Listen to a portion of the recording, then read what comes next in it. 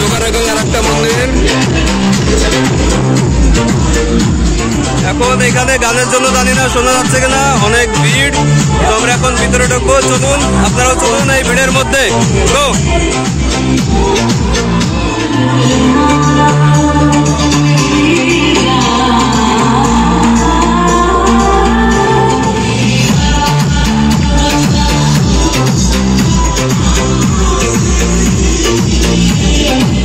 এখন আমরা চলে আসলাম এই যে নিমতলা মহাশ্মশান।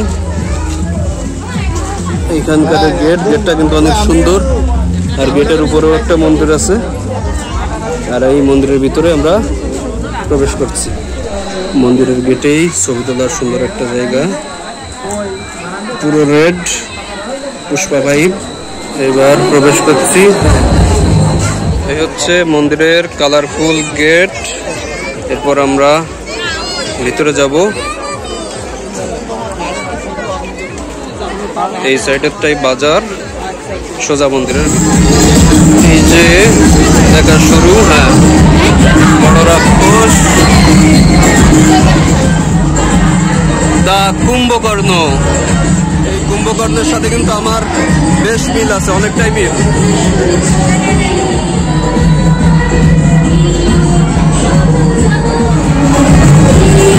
দেবীর দোলাই গমন। আর এই হচ্ছে মেন মন্দির, মেন পুজো।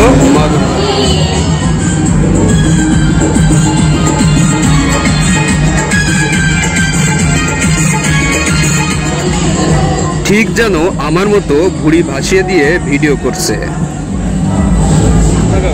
এখানকার প্রতিমাগুলো বরাবরই একটু ভিন্ন দাসের হয়ে থাকে।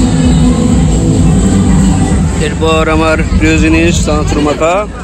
নিমতলা মহাশ্মশান চুকনগরের নিকটবর্তী হয় যশোর, খুলনা ও সাতক্ষীরা থেকে অনেক দর্শনার্থী এখানে আসতে পারেন, সেই জন্য এখানে প্রচুর ভিড় হয়। তো এই ছিল আমাদের নিমতলা মহাশ্মশানের ব্লগ। নেক্সট হচ্ছে আমাদের কালারবটতলা।